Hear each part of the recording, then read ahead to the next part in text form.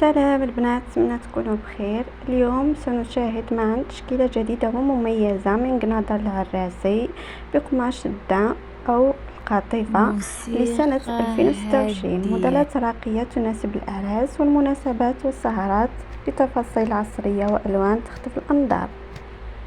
حبيباتي اللي ماهيش مشتركة معنا تشترك باش يوصلها كل جديد وتكمل معنا الفيديو إلى النهاية، لأن الأجمل الموديلات ستنتظرك في آخر الفيديو.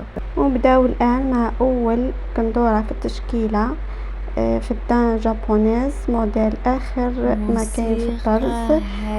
تلبسو أخت العروس أو لي زانفيتي. موديل ثاني في نوار أو أي لون تختاري، راح يكون في كل لون جديد يكون أجمل. بالطرز في الشعراء يناسب لي زانفيتي أو أخت العروس أيضا. موديل ثالث اللي هو هذا بالكمام، جاي بنوتي وفي نفس الوقت تقدروا تلبسوا متزوجة. موديل أيضا جاي في الدان جابونيز في الفير، الشعراء في الدوغي مع تحجار خفيف كما راكم تشوفوا، لبستو روعة. الموديل اللي بعده في البلوغوا، جاي ساتان مع دان جابونيز مع الكمام أكيد.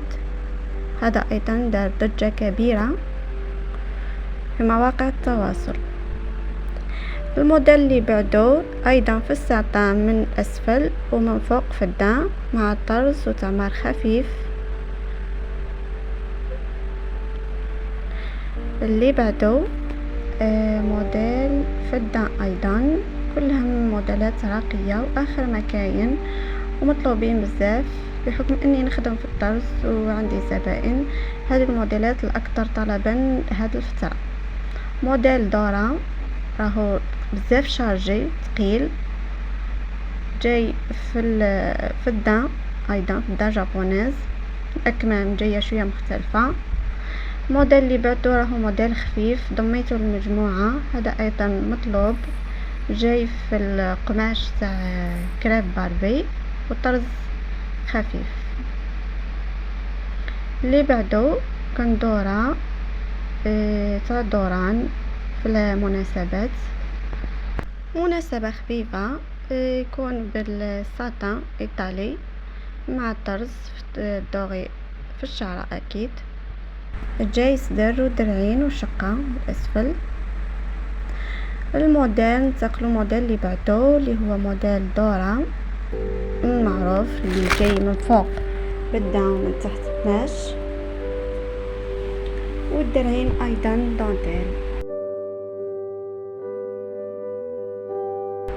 اللي بعده الموديل اكثر طلبا مؤخرا اللي هو هذا، جاي دان مع الاكمام. الطرز ممكن طرزيه بالفتلة او بالشعرة. الموديل اللي بعده موديل خفيف، صدر ودرعين وشقة على الجنب، تحبي ديريه بالطرز بالالوان ولا بالشعرة، او تقدري تعمليه بالتعمار يعني بالبيرلاج. وهذا كان اخر موديل. ان شاء الله الفيديو ينال اعجابكم، ما تنسوش لايك باش يوصلكم كل جديد والاشتراك، تفعيل زر الجرس، وسلام.